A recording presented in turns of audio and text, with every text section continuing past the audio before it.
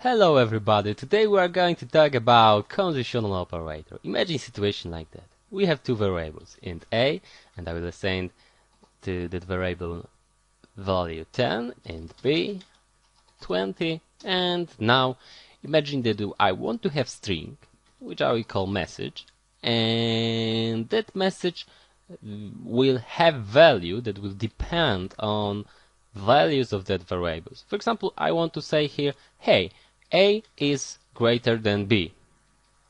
So I have to change that variable now to 30, right? And that thing is true.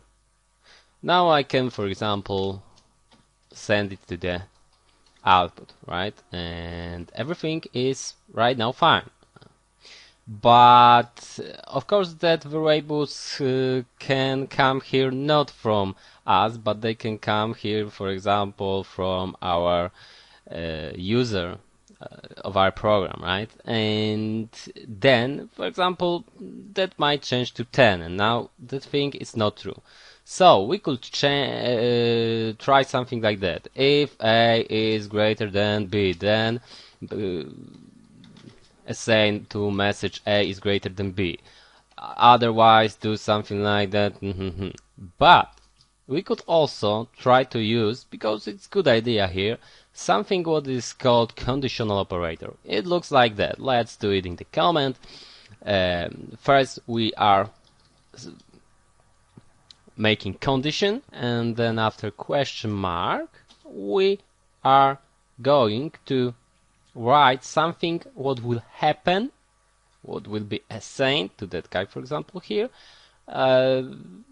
if that condition is true. So instruction that will be executed if condition is true, and after the colon if condition is not true, right? So when I do something like that, for example, if a is greater than b, then please assign to message the thing that is here.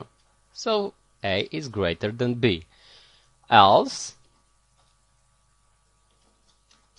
a is greater or lower or equals b, right?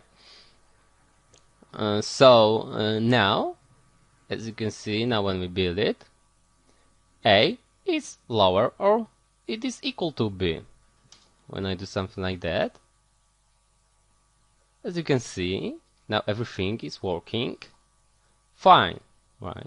And that variables, of course, can come from our users. That's one of the use for that variables, but for that operator, conditional operator. But we can do also something like that. For example, when 7 is greater than 4, then please I want to have here 7. If not, then please I want to have here 4. And I want to add to that thing here, for example, 10, right?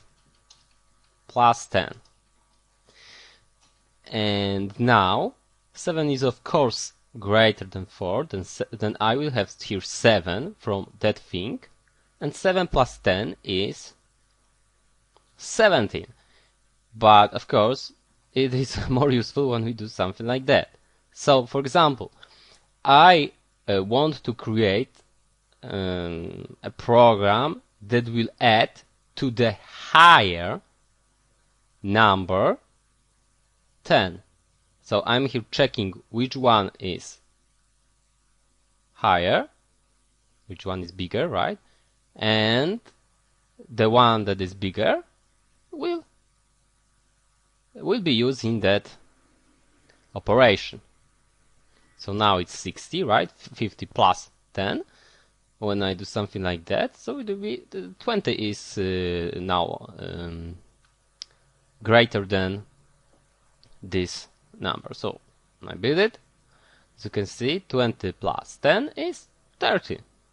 That's two good examples where we can use the conditional operator. Okay, that's all in that lesson. Thank you very much.